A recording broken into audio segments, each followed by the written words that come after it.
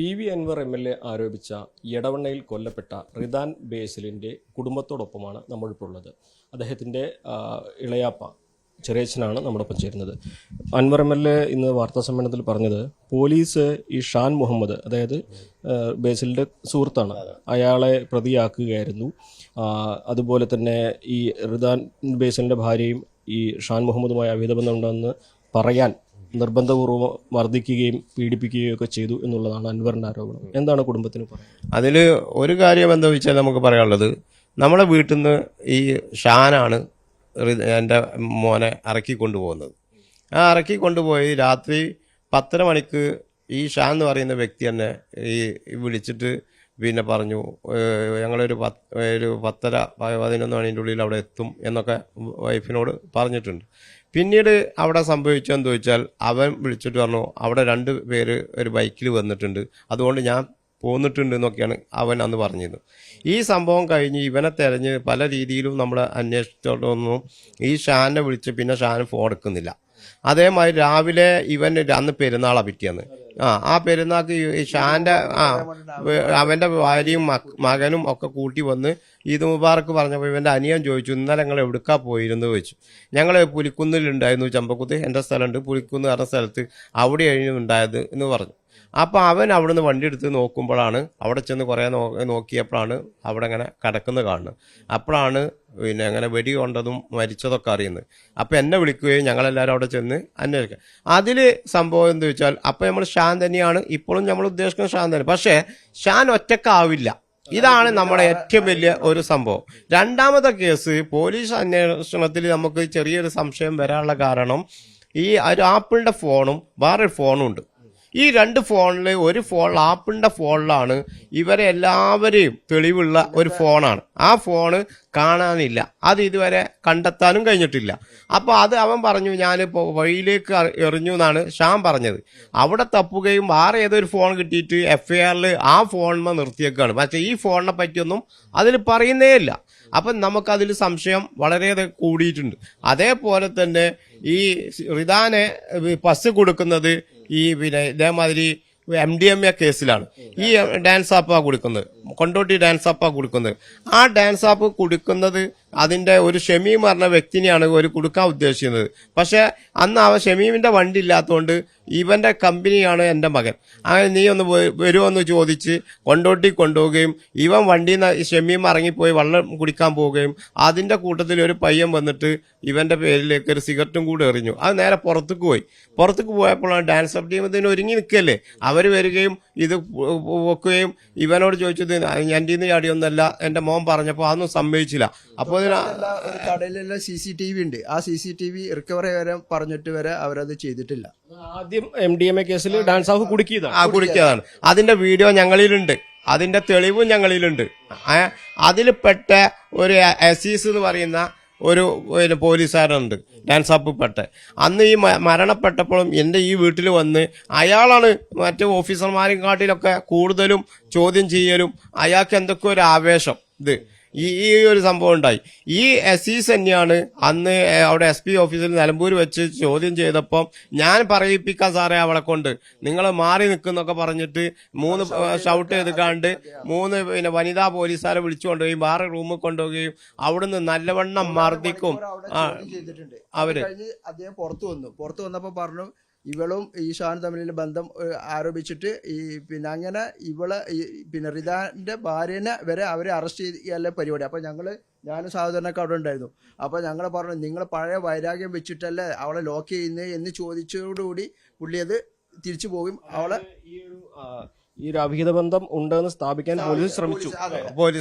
അങ്ങനെ കെട്ടിച്ചമച്ചൊരു കഥ കിട്ടി കഴിഞ്ഞാൽ പിന്നെ കൂടുതൽ അന്വേഷണത്തിലേക്ക് പോകില്ലല്ലോ. കാരണം ഇവളെയും കൂടി അറസ്റ്റ് ചെയ്ത് കഴിഞ്ഞാൽ ഇവരുടെ ഭാഗം സേഫായി, പിന്നീട് അന്വേഷണ കാര്യങ്ങൾ അത് അങ്ങനെ ക്ലോസ് ചെയ്യും.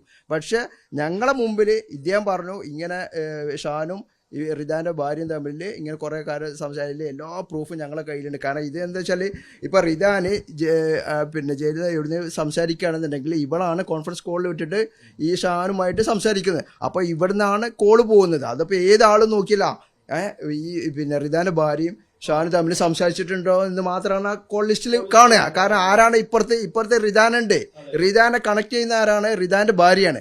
ആ രീതിയിൽ പോകുമ്പോൾ കംപ്ലീറ്റ് ഇവർക്കുള്ള പ്രൂഫായി ഈ റിദാന്റെ ഭാര്യയും ഷാൻ തമ്മിൽ. പോലീസ് ഇവിടെ ചെയ്തത് ആരെങ്കിലും രക്ഷിക്കാൻ വേണ്ടി ശ്രമമാണെന്ന് കരുതുന്നു. അതായത് പോലീസ് ചെയ്തത് എന്താ വെച്ചാല് ഞങ്ങളെ സംബന്ധിച്ചിടത്തോളം ഇതിന്റെ ബാക്കിലുള്ള ആളുകളെയൊന്നും അവർക്ക് വേണ്ട. നമുക്ക് ഇതില്ല. അതേപോലെ ഈ മൊബൈലുകൾ അതില്ല. രണ്ടാമത് എന്താ വെച്ചാൽ ഇപ്പം നമുക്ക് ഈ പിന്നെ ഡാൻസ് ആപ്പ് പറയുന്ന ടീം ഇതിൽ ഇതേമാതിരി ഓരോ പയ്യന്മാരെ കുടുക്കി അവരുടെ ഫാമിലി ആകെ ഇല്ലാതെയാക്കി നശിപ്പിച്ചിട്ട് കൊണ്ട് നടക്കുകയാണ്. ഇവർക്ക് പിന്നെ എന്തെങ്കിലും വലിയ അവാർഡ് കിട്ടാൻ വേണ്ടിയിട്ട് മേലുദ്യോഗസ്ഥന്മാരെ പ്രീതിപ്പെടുത്താൻ വേണ്ടിയിട്ട് ഇവർ ചെയ്യുന്ന ഒരു നാടകമാണ്. ഇതില് റിദാൻ ബേസിൽ MDMA കേസിൽ പ്രതിയല്ല എന്നാണ് നിങ്ങൾ പറഞ്ഞത്. ഞങ്ങൾ തെറ്റിദ്ധരിച്ചു, ഞങ്ങളെ മകനെ ഞങ്ങൾ വരെ തെറ്റിദ്ധരിച്ചു. അവന് ഒന്നും ഇല്ലാതെ എങ്ങനെ പിടിക്കുക? അവനെ പറഞ്ഞ അവന്റെ ഉമ്മാനോട് പറഞ്ഞ, ഉമ്മ ഞാൻ നിങ്ങൾക്ക് അതിന്റെ ഒരു രൂപ പോലും ഞാൻ നിങ്ങളെ എത്തിച്ചിട്ടില്ല. സ്വർണ്ണക്കടത്തായിട്ട് എന്തെങ്കിലും എന്താ വിഷയം എന്ന് വെച്ചാല് ഈ MDMA ആയിട്ട് പിടിക്കപ്പെട്ട് ഇവൻ ജയിലിൽ പോയി. ഈ ജയിലിൽ പോയപ്പോ നിസാം അറിയുന്ന ഈ ഇപ്പൊ ഷാന്റെ ജ്യേഷ്ഠൻ അവനെ ആണ് അവിടുന്ന് കണ്ടുമുട്ടുന്നത്. അവർ രണ്ടാളും ഇടവണ്ണക്കാരാണ്. അപ്പൊ അങ്ങനെ കണ്ടുമുട്ടി സംസാരിച്ചു, ഓരോ കാര്യങ്ങളൊക്കെ സംസാരിച്ചു. അങ്ങനെ ഈ പിന്നെ ഷാന് പിന്നെ നിസാം പുറത്തേക്ക് ഇറങ്ങി കഴിഞ്ഞാല് ഇവനെ എങ്ങനെ ജാമ്യത്തിന് കൊടുത്താലും 1 വർഷം പോലെ ഈ കേസിൽ അവർ ജാമ്യം കൊടുക്കാതെ വിട്ടു. എങ്ങനെ 1 കൊല്ലം പോലെ നീട്ടിക്കൊണ്ടുപോയി റിദാനെ. അതില് ഇവൻ ഇറങ്ങിയാല് ഷാൻ പറഞ്ഞു, പിന്നെ നിസാം പറഞ്ഞു നുനൂനെ നമുക്ക് എങ്ങനെയായാലും നുനൂന്നാ വിളിക്കുവാനെ, നുനൂനെ എന്തായാലും നമുക്ക് പുറത്തേക്ക് ഇറക്കണം, നമുക്ക് അതിനില്ല. അപ്പൊ ഇവൻ ഒരുങ്ങണി മുമ്പ് തന്നെ എന്തായി 1 വർഷം കഴിഞ്ഞാൽ ജാമ്യം കിട്ടി, ഹൈക്കോടതി കിട്ടി. ആ കിട്ടിയ ഉടനെ പിന്നെ ഈ കേസിന്റെ കാര്യങ്ങൾക്ക് പിന്നെ ഞാൻ പൈസ ഇറക്കി തരാം, നിങ്ങളൊന്ന് ടെൻഷൻ ആണ്ട എന്നൊക്കെ പറഞ്ഞിട്ട് അവനോട് കാര്യങ്ങൾ. അത് കഴിഞ്ഞ് പിന്നെ ഇവന് ഷാനോട് ഒരു തൃപ്തിയായി മകന്. എന്താ വെച്ചാൽ ഇവൻ സഹായിക്കും എന്ന് ആ രീതിയിൽ എന്ത് ചെയ്തു, ഇവനെ എവിടേക്ക് വിളിക്കുകയും പോവും.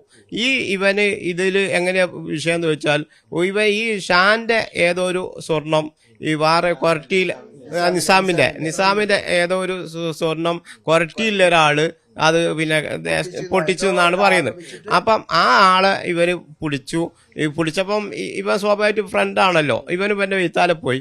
അങ്ങനെ ഇവനെന്ത് ചെയ്തു, ഇവനെ കൊണ്ടു നടന്നു. ലാസ്റ്റ് ഈ ആള് കൊരട്ടിയുള്ള ആള് കൊരട്ടി പോയി സ്റ്റേഷനിൽ പോയിട്ട് ഇങ്ങനെയൊക്കെ കംപ്ലൈന്റ് കൊടുത്തു.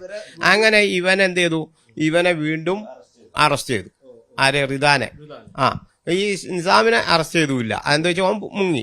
ലാസ്റ്റ് ഈ ഒരു ഇതിന്റെ ഉള്ളിലുള്ളതെന്നാണ് നമുക്ക് അറിയാൻ കഴിഞ്ഞു. അപ്പൊ ഇതിലൊക്കെ കൂട്ടി വായിക്കുമ്പം ഇതിന്റെയൊക്കെ തെളിവുകൾ എന്റെ മകന്റെ കയ്യിലുണ്ട്. ഏത് പിന്നിൽ ആരാണെന്ന് ഓക്കെ അതൊക്കെ പാടെ എല്ലാ ഫുള്ള് കാര്യവും ഈ അവന്റെ ഫോണിലുണ്ട് എന്നില്ല. നമ്മളെ സംബന്ധിച്ചിടത്തോളം ഇന്ന് ആധുനിക രീതിയിലുള്ള ഈ സമൂഹത്തിൽ ഇന്നെല്ലാം തെളിവുകൾ കിട്ടുന്ന എന്തുകൊണ്ട് അത് കിട്ടാതെ പോകുന്നു? അപ്പം അവിടെ പോലീസിന് എന്താണ് അതിൽ കാര്യം? എല്ലാ കാര്യത്തിലും അവർ ഇത്രയും വലിയ പേര് കേട്ട കേരളത്തിലെ പോലീസുകാർ എന്തുകൊണ്ട് ഈ ഒരു കാര്യത്തിൽ അവർക്ക് ഫോൺ ഇപ്പോഴും എവിടെയാന്ന് അറിയില്ല. അതാണ് നമ്മളെ എറിഞ്ഞതാണ്. ഇതിന്റെ മുമ്പ് ഷാനന്ന് മൊഴി കൊടുത്തത്. അങ്ങനെ പോലീസ് ഇവിടെ ചാലിയാർപ്പുഴയിൽ കംപ്ലീറ്റ് തെരഞ്ഞെടുപ്പ് വേറൊരു ഫോണാണ് കിട്ടിയത്. ആ ഫോണ് അല്ല നമ്മളെ ഇതാന്റെ ആ ഫോണിലുണ്ടായിരുന്ന എന്തോ വിവരങ്ങൾ പുറത്തു വരരുതെന്ന് പോലീസ് ആഗ്രഹിക്കുന്നുണ്ട്. അതായിരിക്കും ആഗ്രഹിക്കുന്നുണ്ട്. ഈ കൊന്നൻ ഷാന്റെ ഇതും ആഗ്രഹിക്കണം. അല്ലെങ്കിൽ ഇപ്പൊ ഷാൻ ഇപ്പൊ അവരെ കൊല്ലേണ്ട ആവശ്യം വരുന്നില്ലല്ലോ. നമ്മൾ ഉന്നയിക്കുന്ന ആവശ്യം ഷാനിന് പിന്നിലുള്ളവരെ കണ്ടെത്തണം. CBI അന്വേഷണം, അതാണ് നമ്മൾ ആവശ്യപ്പെടുന്നത്. CBI എന്തായാലും അന്വേഷിച്ചിട്ട് ഇതിന്റെ യഥാർത്ഥ പ്രതികളെ എന്തായാലും കൊണ്ടുവരണം. നമുക്ക് ഇപ്പോൾ ഒരു ഊർജം കിട്ടിയത് പിന്നെ നമ്മളെ MLA പിന്നെ BV അൻവർ MLA പറയുമ്പോഴാണ് ഞങ്ങളെ കുടുംബത്തിനൊക്കെ ഒരു ഊർജം കിട്ടിയത്. എന്തുകൊണ്ട് വെച്ചാൽ ഇതിന്റെ മുമ്പ് ഞങ്ങൾ ചെയ്തത് എന്താ വെച്ചാൽ ഈ അന്വേഷണത്തിന് വേണ്ടിയിട്ട് ഞങ്ങൾക്ക് ഒരു APPനെ സ്വന്തം കിട്ടണം എന്ന് എഴുതിയിട്ട് ബഷീർ MLAന്റെ കീഴിൽ കൂടെ ഞങ്ങൾ ലെറ്റർ കൊടുക്കുകയും അത് അന്വേഷണം SP ഓഫീസിലേക്ക് വരികയും SP ഓഫീസിൽ ഞങ്ങൾ പല രീതിയിലും ബന്ധപ്പെട്ടപ്പോൾ SP ഓഫീസിൽ നിന്ന് കൊടുത്ത മറുപടി അതിനൊരു APP വേണ്ട. അവിടെ ഉണ്ട്. സുജിത്ദാസിന് ഇതിനോട് എന്തെങ്കിലും ബന്ധം? അതായത് സുജിത്ദാസിന് ഇതിന് ബന്ധം എന്ന് പറയുന്നത് ഞങ്ങൾ അവിടെ മൂപ്പരെ കാണാൻ പോയതാ.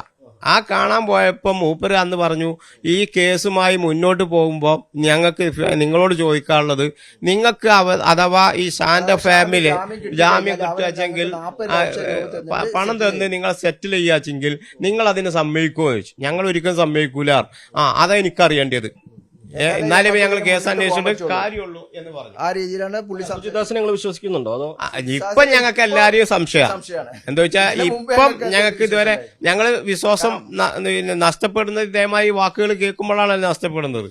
അതുകൊണ്ടാണ് ഞങ്ങൾക്ക് ഇത് എന്തായാലും പുനരന്വേഷണം അന്വേഷിക്കണം എന്ന് പറയുന്നത്. യഥാർത്ഥ പ്രതികൾ ഇതിൽ പുറത്തു വേണം, ഇതിൽ ശിക്ഷിക്കപ്പെടണം. കാരണം ഞങ്ങളെ മോനെ ശരിക്കും നിരപരാധിയാണ്. അത് സമൂഹം മനസ്സിലാക്കുമാണ്. കാരണം ഞങ്ങൾ വരെ അവനെ തെറ്റിദ്ധരിച്ചിട്ടുണ്ട്. കാരണം ഇതിൽ MDMA കേസിൽ വരെ. പക്ഷേ MDMA കേസിൽ അവനെ പുറത്തിറങ്ങിയപ്പോൾ തന്നെ പറഞ്ഞ ഫസ്റ്റ് നമുക്ക് ഇതിനെതിരെ ഈ ഡാൻസ് അപ്പിനെതിരെ കേസ് കൊടുക്കണമെന്ന് പറഞ്ഞിട്ടാണ് ഞങ്ങളോട്. പക്ഷേ ഞങ്ങളെ വക്കീൽ പറഞ്ഞത് എന്താ വെച്ചാൽ ഇപ്പം അതിലേക്കൊന്നും പോകണ്ട, ആദ്യം നിങ്ങളെ മകനെ സംരക്ഷിക്കൂ, ഈ കേസുമായിട്ട് നമുക്ക് മുന്നോട്ട് പോകാം, പിന്നീട് ബാക്കിയുള്ള കാര്യങ്ങൾ പിന്നീട് ചർച്ച ചെയ്യാമെന്ന് പറഞ്ഞ് അങ്ങനെയാണ് നിർത്തിയത്. എന്നാലും PV അൻവർ പറഞ്ഞ കാര്യങ്ങൾ ശരിവെക്കുകയാണ്. അതിനപ്പുറത്ത് ഈ ഒരു റിദാൻ ബേസിലിന്റെ മരണത്തിൽ CBI അന്വേഷണം വേണമെന്ന ഗുരുതരമായ ഒരു ആവശ്യമാണ്, പ്രധാനപ്പെട്ട ഒരു ആവശ്യമാണ് കുടുംബം മുന്നോട്ട് വയ്ക്കുന്നത്.